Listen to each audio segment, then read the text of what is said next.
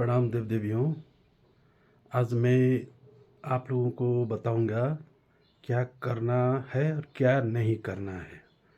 उपाय, कौन सा उपाय ठीक है, साधन, साधना, क्या करना है क्या नहीं करना है, सबसे उत्तम मंत्र, जो साधना, मंत्र साधना उपाय बताऊंगा देव देवियों। कुछ रहस्य बताऊंगा देव देवियों। रूप, मैंने कहा 3 रूप है, तो ध्यान करना है निराकार रूप का। ठीक है, निराकार रूप, निराकार का ध्यान करना है। निराकार का मतलब किसी आकार ना हो। निराकार का अर्थ होता है किसी आकार, उसमें जोर जबरदस्ती बल करके काला बना देना, अंधेरा बना देना, वो भी निराकार नहीं है। ज़बरदस्ती करके कुछ तिल मिला देना, तारे जैसा देखना, ये भी निराकार नहीं है। निराकार का मतलब जो आकार नहीं है, निराकार बिल्कुल आराम से जो निराकार है, उसी निराकार को स्वतंत्र निराकार। ठीक है, जोर जबरदस्ती बल लगा के निराकार का भी दूसरा रूप बना के, ऐसा नहीं, बीच में कुछ ला के, ऐसा निराकार का नहीं। स्वतंत्र निराकार, निराकार रूप का ध्यान करना है। ध्यान का मतलब ध्यान नहीं करोगे तब भी चलेगा, मतलब सिर्फ अगर कोई साधना चाहता है तो भी बता रहा हूँ।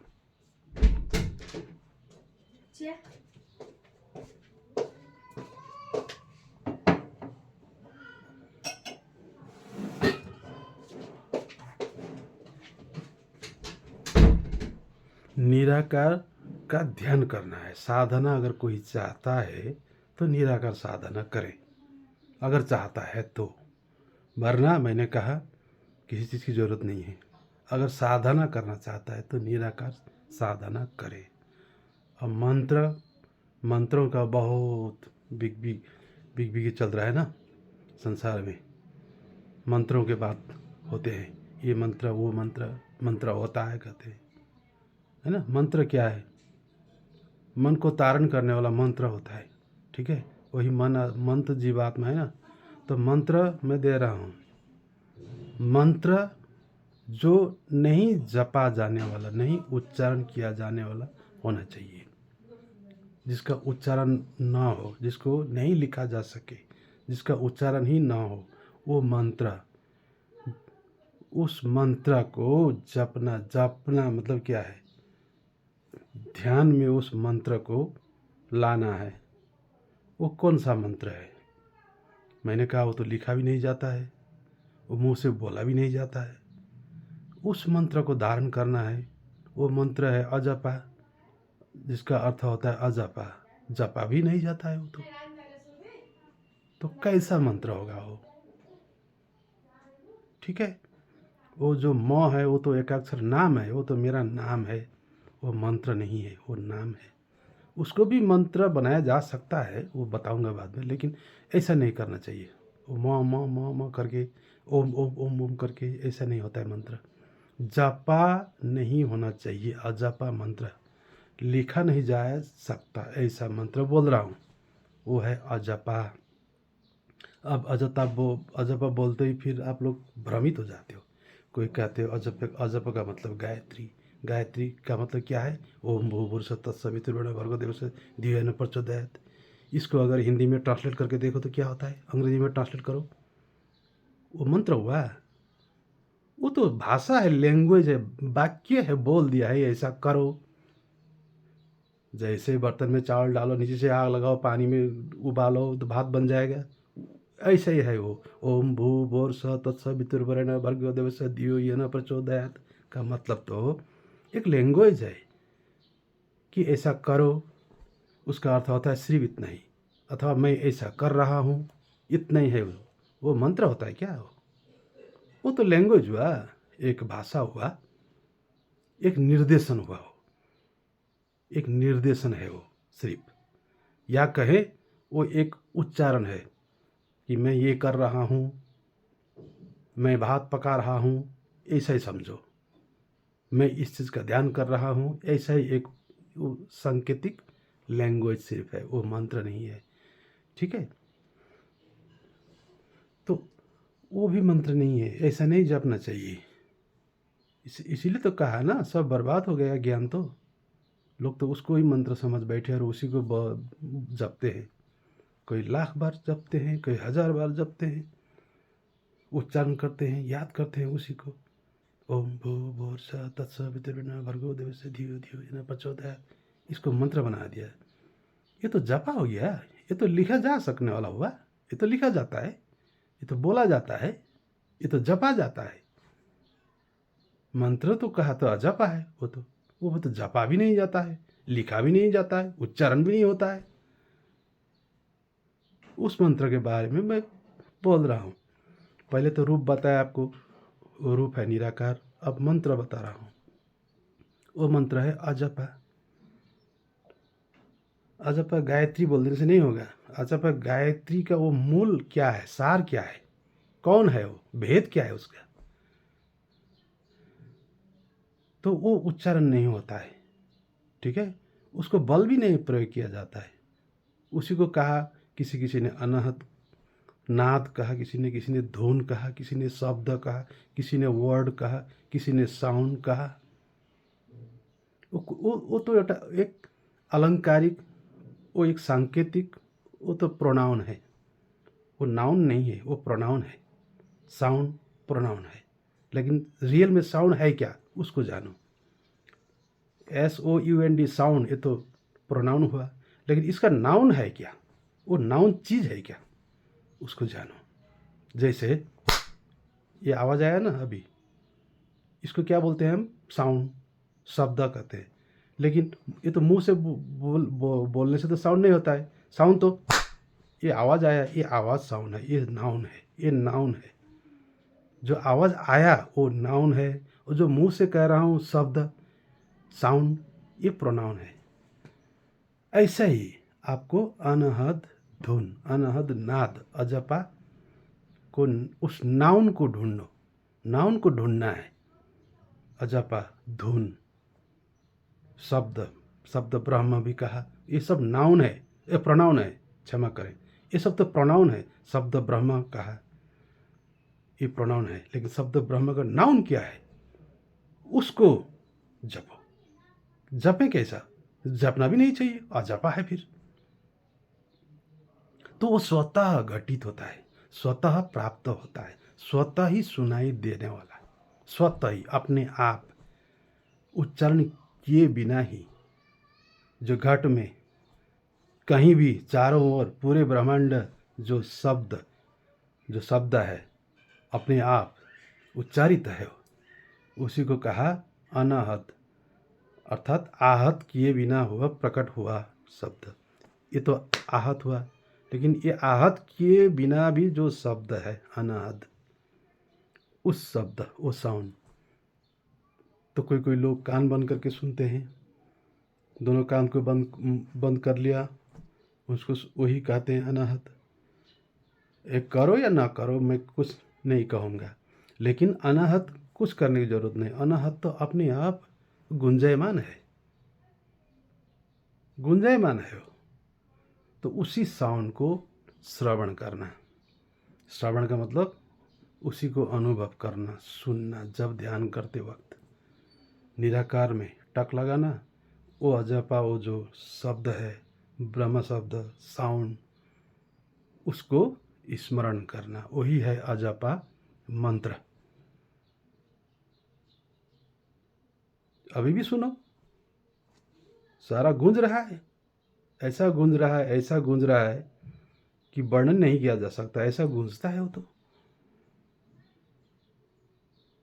लाखों लाख मृदंगा, लाखों लाख शंख एक बार फूकी दे, लाखों लाख मृदंगा एक ही बार मारे, लाखों लाख समुद्र उसी जगह आवाज़ करता हो, वैसे उससे भी ये भी तो वर्णन हुआ। इससे भी ज़्यादा अवर्णनीय शब्द कैसा होगा, वो शब्द, उसको कहा अनाहत, अजपा, उसको स्मरण करना।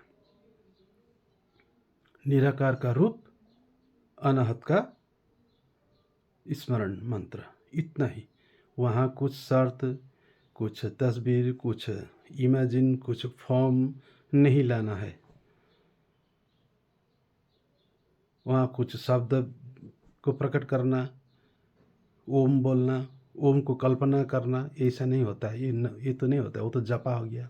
वो तो कोशिश किया हुआ कोशिश नहीं करना चाहिए। उसका कल्पना भी नहीं करना चाहिए, कोशिश भी नहीं करना चाहिए, उसका उच्चारण भी नहीं करना चाहिए। वो अपने आप स्वतः ही। मान लो बरसात बहुत तेज हो रहा है। मैं एक उदाहरण दे रहा हूँ, एक भौतिक उदाहरण है।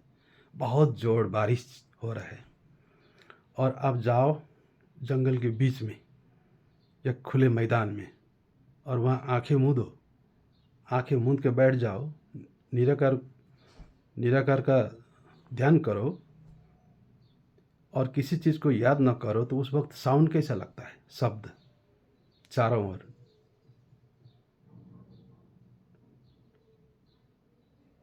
ऐसा ही होता है। ये तो एक भौतिक मैं उदाहरण दे रहा हूँ। ये तो मैंने कहा बहुत जोर से बारिश हो रहा है, आप एकांत में जाओ, कहीं मैदान में हो या जंगल के बीच में, और बैठ जाओ और आंखें मूंदो, ध्यान में बैठ जाओ। कुछ चीज़ को याद न करो, कुछ बिल्कुल सब कुछ त्याग दो। उस वक्त कैसा सुनाई देगा? कितना मीठा सुनाई देता है वो गुंजन गुंजन।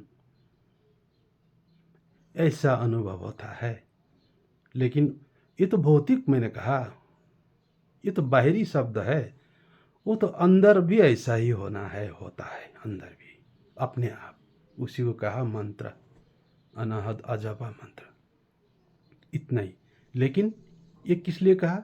अगर कोई साधना चाहता है तभी। अगर नहीं चाहता है तो नहीं, ज़रूरत नहीं है। और सत्ययुग में तो ये कोई ज़रूरत ही नहीं है। मैंने कहा सत्य ही सब कुछ है, सत्यव्रत सब कुछ है। इस कुछ करने की ज़रूरत नहीं है। ये तो कलयुग में साधना करते थे तो सिद्धि हो जाता था। जब सिद्धि होता है तो शक्ति आगमन होता है, जब शक्ति आगमन होता है तो चमत्कार होने लगते हैं। इसलिए करते थे और भ्रमित भी हो जाते थे, उससे दुरुपयोग भी करते थे। लेकिन अब ऐसा नहीं करना है, दुरुपयोग भी नहीं करना है शक्ति चमत्कार को, क्योंकि वो तो सबका संपत्ति है, एक का नहीं है। सिर्फ आपका भी नहीं है, सिर्फ मेरा भी नहीं है, सिर्फ उसका भी नहीं है, सिर्फ आपका गुरु का भी नहीं है। तो घमंड किस चीज़ की? सबका है, वो तो सबके अंदर है। तो सब बराबर। ये नहीं कि मुझे ये हो गया तो मैं बड़ा हो गया, नहीं, ऐसा नहीं। वो तो असुर बन गया, वो तो दानव बन गया, उसी को तो नष्ट करने आया हूँ मैं। वो आम में करना होगा, सब में जानना होगा उस चीज़ को। सब में है, नहीं करने से भी अंदर है। करो तो प्राप्त होता है, नहीं करो फिर भी है सबके अंदर में। तो सबका संपत्ति है, सब समान है, बराबर है। ऐसा नहीं कि मैंने कर लिया, मेरे पास ये आया, मैंने सुना, मैंने देखा, मुझे चमत्कार हुआ और मैं बड़ा हो गया। ऐसा कोई कहे तो वो तो असुर हो गया, उसी को नष्ट करना है। फिर वस्त्र धारण कर लिया, नाना तरीक प्रकार के आभूषण किया, आसन लगाया, बैठा, ये किया वो किया, चारों ओर भक्त बनाया, शिष्य बनाया।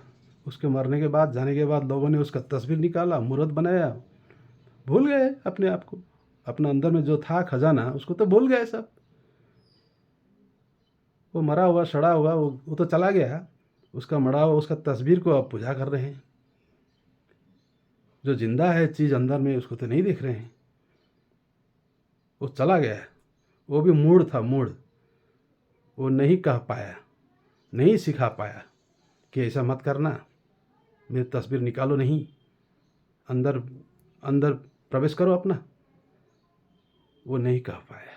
वो खुश हो गया, उसका चेहरा निकला, उसका फ़ोटो बना, तस्वीर बना, तस्वीरों में माला लगने लगी। वो हर्षित होने लगा, हाँ मेरा चर्चा हो रहा है। कली मेरा प्रचार हो रहा है, क्या बात है। उसका प्रचार हो रहा है और देव देवी छूट गए बेचारे, बाहर ही छूट गए, बाहर छूट गए। उसी का तस्वीर को सब कुछ मानने लग गए। वो तस्वीर भी किसी ने बनाया होगा या तो कैमरे से लिया होगा। उसी को सब कुछ मानने लगा। वो कैमरा तो मैंने कहा ना, वो तो गधा शक्ति था, यांत्रिक शक्ति था। गधा शक्ति का प्रयोग से निकाला था। यांत्रिक शक्ति है ना, मैंने कहा 4 शक्ति है, शंख चक्र गदा पद्म, तंत्र मंत्र यंत्र स्वतंत्र। 4 हाथ, ये तो सब अपना पास है। गदा का मतलब यांत्रिक शक्ति, विज्ञान। पद्मा का मतलब स्वतंत्र शक्ति, प्राकृतिक। और शंख चक्र तंत्र और मंत्र, ये 2 शक्ति भी इंसान के पास हैं। तो चारों हाथ इंसान के पास हैं, आपके पास हैं। आप इंसान कहते हो, मैं तो भगवान कहता हूँ, देव देवी कहता हूँ।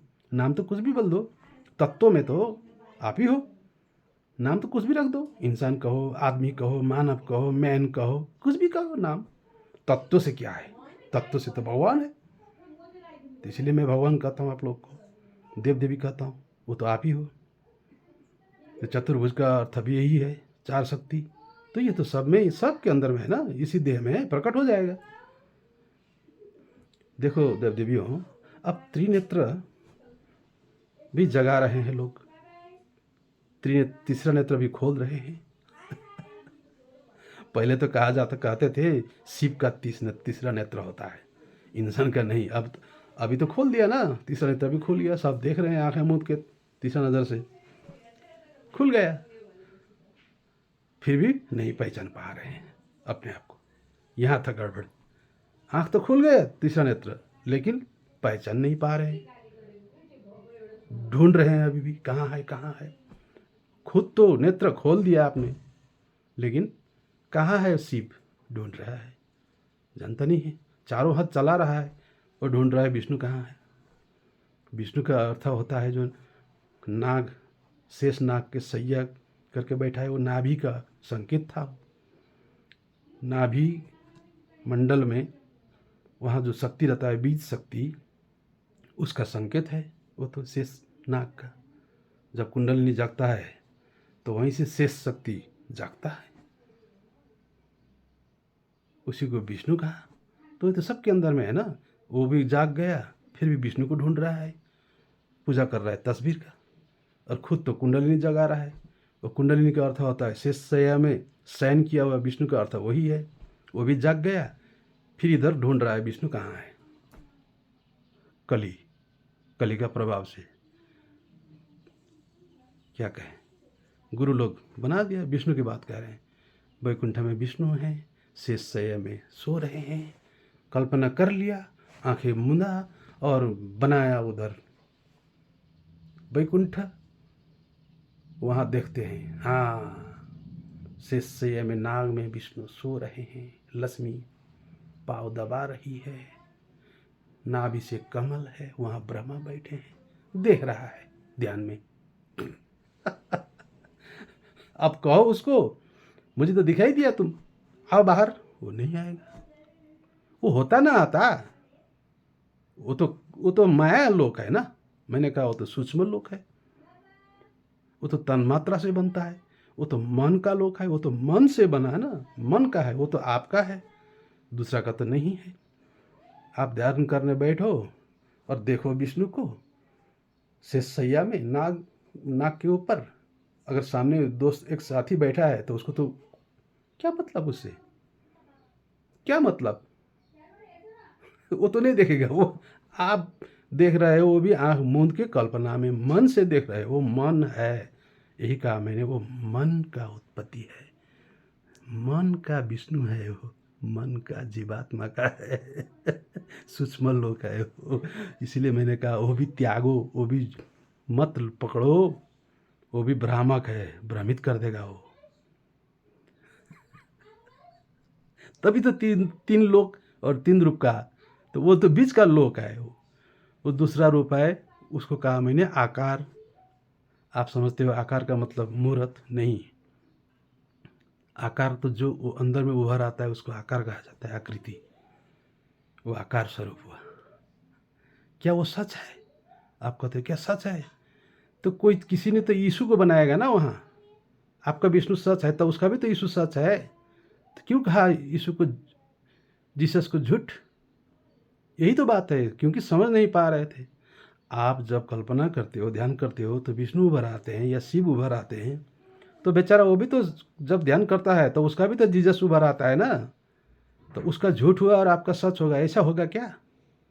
उसका भी सच है, आपका भी सच है, लेकिन वो बीच का माया का लोक है, दोनों को त्यागना पड़ेगा। वो जो जीसस को मान रहे हो आप भी त्यागो उस रूप को, वो आकार है।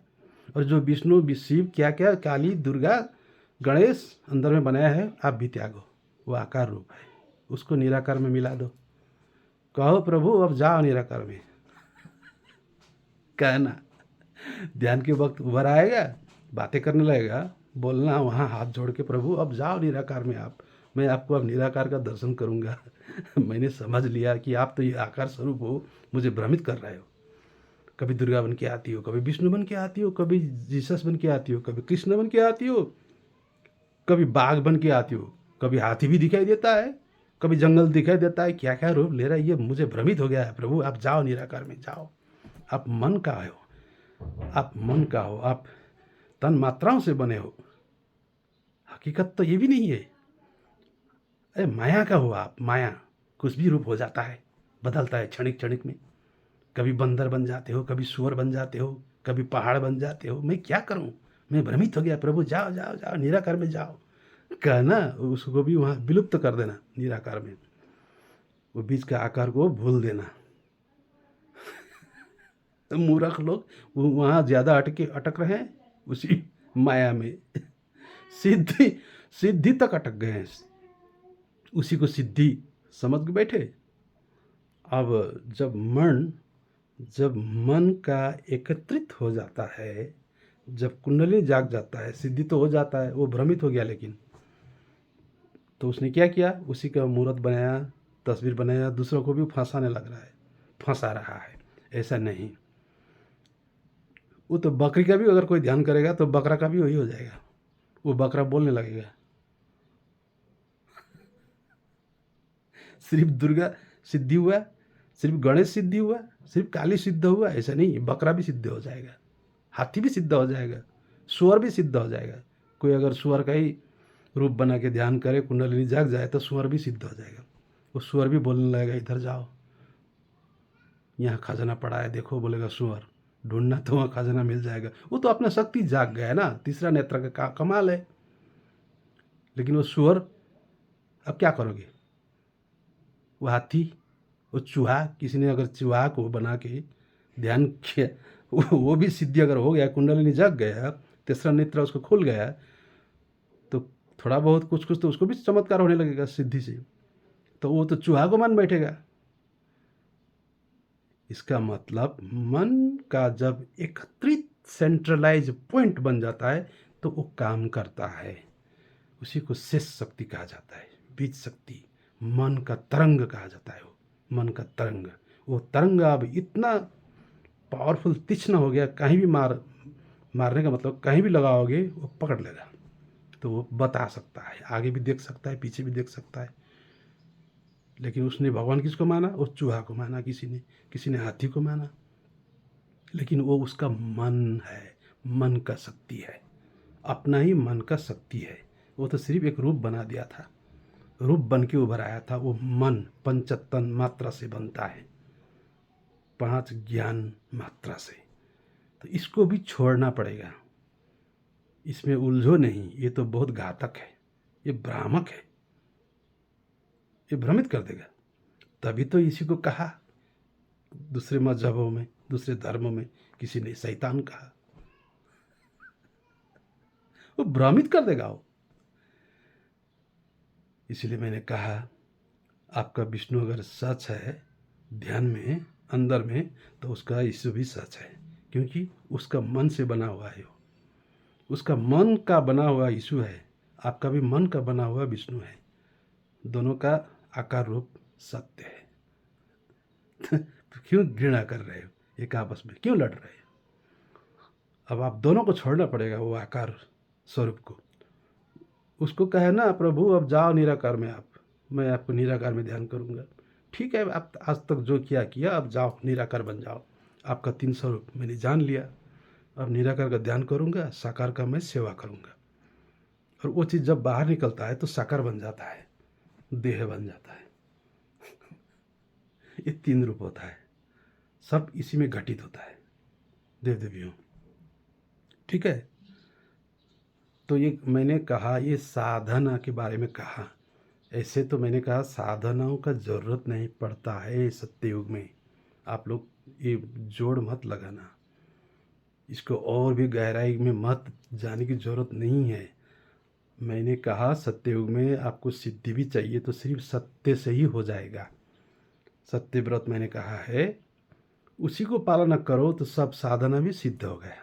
साधना भी नहीं चाहिए। इतना मीठा है, इतना प्यारा है सत्य व्रत। सत्य साधना सबसे उत्तम है, इसको छोड़ना नहीं चाहिए, क्योंकि सत्य साधना से सब कुछ पूर्ण हो जाता है। लेकिन अगर आप सत्य को कहीं बाहर रख के बाकी की साधना करोगे तो आप अपूर्ण रहोगे, अपूर्ण रहते हो। इसीलिए सत्य को अगर करोगे तो बाकी के सारे साधना अपने आप में आके विलय हो जाते हैं, सत्य में सब समा जाते हैं। लेकिन सत्य को बाहर रख के बाकी की साधना आप करोगे, ढूंढोगे, ध्यान तपस्या ये सब मंत्र संत्र, तो आप अपूर्ण हो, पूर्ण नहीं हो, वो ज्ञान पूर्ण नहीं है। इसीलिए आप लोग साधनाओं के पीछे भागने की ज़रूरत नहीं है, मंत्रों के पीछे भागने की ज़रूरत नहीं है, किसी रूप की वो आकृति के पीछे भागने की ज़रूरत नहीं है, किसी ज्ञान के पीछे भागने की ज़रूरत नहीं है। अब भागना पड़ेगा सत्य के पीछे। सिर्फ तत्व को बुझना समझना पड़ेगा। एक ही तत्व का तीन तीन रूप, साकार आकार निराकार और सत्य धर्म, इतना समझो, पूर्ण हो जाएगा। तो भगवानों, समय हो चुका है, समय हो गया है। अब ज़्यादा इधर उधर भटकने की ज़रूरत नहीं है। सत्य साधना करें, बाकी की चीज़ ना भी करें तो कोई हर्ज नहीं है, करें कोई मतलब नहीं है। नमन।